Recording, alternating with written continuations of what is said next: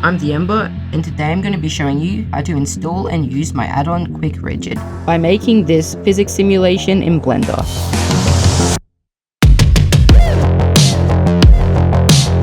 So I've opened up Blender, and the first step to do is install it. So if we press N on our keyboard, you can see we have this side panel here, and we have a few tabs. So to enable Quick Rigid, I'm going to go up to Edit, Preferences, Get Extensions, and type in Quick Rigid. So you can see it's there. And if you want to have a look at it on the Blender website, you can click this button here, and it'll open up a browser. And you can see this is the web page for it. So you can either enable it in Blender by clicking Install, or in the website you can click Get the Add-on, minimize this window, and drag and drop this into Blender.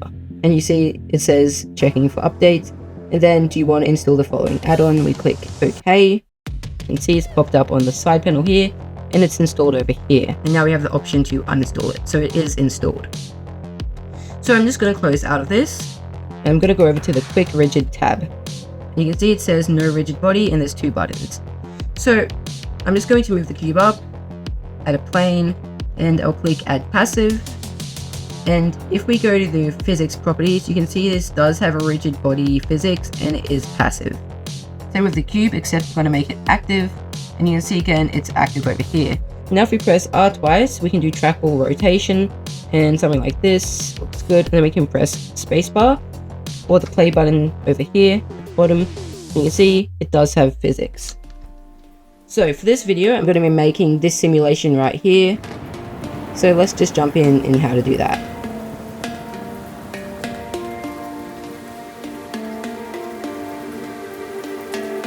Okay, so we've got a new scene open. I'm just going to select the light, press X to delete, and select our cube here. Now I'm going to press S and Z to scale it down on the Z axis, somewhere around about like that. I'm going to go over to the modifier properties and down to generate and add a bevel. And you can see it's kind of beveling at a weird angle. And if I turn on cavity, you can see that a bit better. So to fix this, we can press Ctrl A and apply the scale. That makes it look a lot better. And then we can reduce the amount and add some more segments. And we can also right click and shade smooth. And that just makes the edges smooth like that. Okay, so now I'm going to press N, go to the Quick Rigid tab, and make this passive. And I'm also going to change the shape from convex hull to box. So now I'm going to press Shift A, mesh, and add a UV sphere. GZ, move it up, and I'll just scale it down a bit. I'm going to make this active. I'm also going to right click and shade smooth. So now if we press play, you can see it just lands and doesn't bounce. To make it bounce, we're going to go to the surface response and turn the bounciness all the way up. And we want to do that on our cube as well. So now if we press play again, you can see it's very bouncy. Might make it a bit less on the cube, so 0.5. That's a bit better. Now I'm going to go to side view by pressing the X on the gizmo. And I'm just going to rotate this a little bit. So now if we press play, you can see it I actually need a bit more bounciness on here, so I'll turn it up to like 0.8. Maybe all the way actually. I'll also turn the friction down on both objects, and press play again. We're going to select our cube, press Shift D, move this over here, rotate it, and put it around about where the ball hit it. So go back to the start, press play again, and you can see it does that. So now I'm just going to do the same process by duplicating by Shift D and rotating by R, adding more cubes in the way of the sphere. Okay, add another one over here.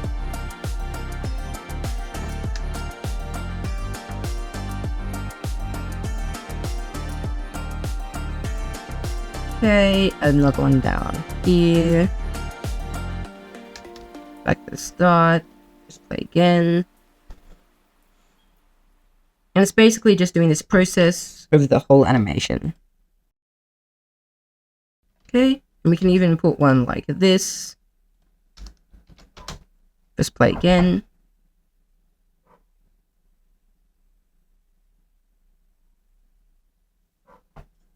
I'm also going to select our sphere, Control A, and apply the scale of that. Press play again. You can see that it changes, but it is more bouncy, so it's better to do that earlier. Should have done that before. Now we can adjust our scene to fit the new bounciness of the ball.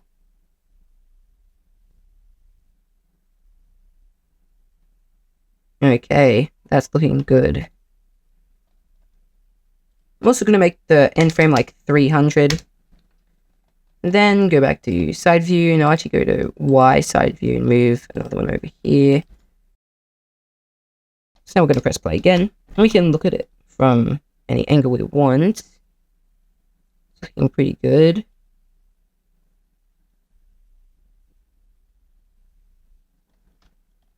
So you can see it actually stops at 250, even if we keep playing the animation. To fix this, we have to go to the scene properties, rigid body world, cache, and make the end frame the length we want the simulation to be. So I'll make that 300. Press play again. And there we go.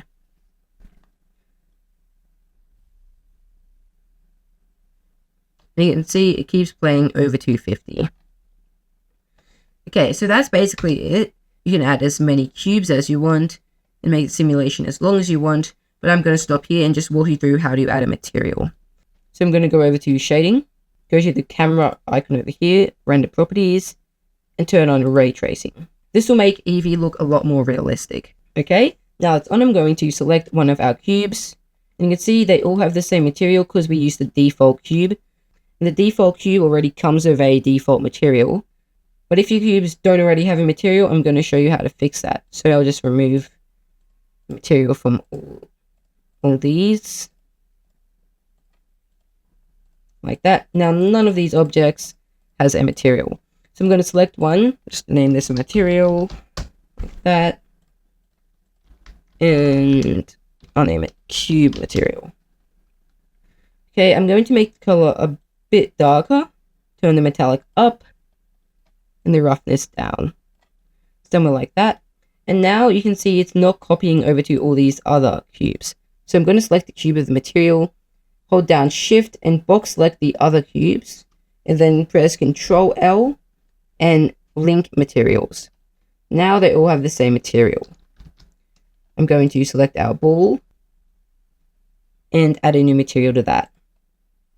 I'm going to open the emission drop down over here at the bottom and make the emission like 5.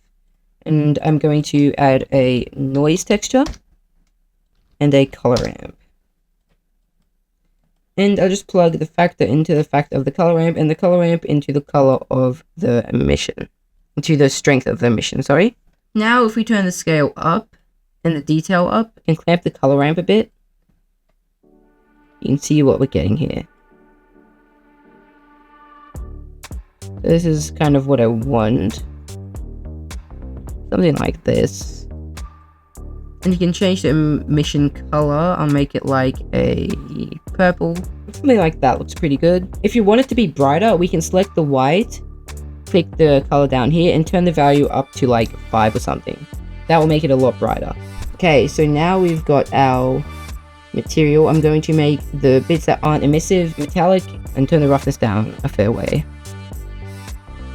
Okay, so now I'm going to go back to our layout, go to rendered view, and have a look at our animation. This is looking pretty good. And I'm going to go to the color here, and click this little yellow dot and add a sky texture. And we can turn the sun elevation down a bit. Make it more late in the afternoon. Somewhere around about like that looks good. Press play. And there we go. So thanks for watching this tutorial. Hope you learned something. Hope this was helpful. Make sure to download Quick Rigid. It's totally free to try it out. And see you in the next one.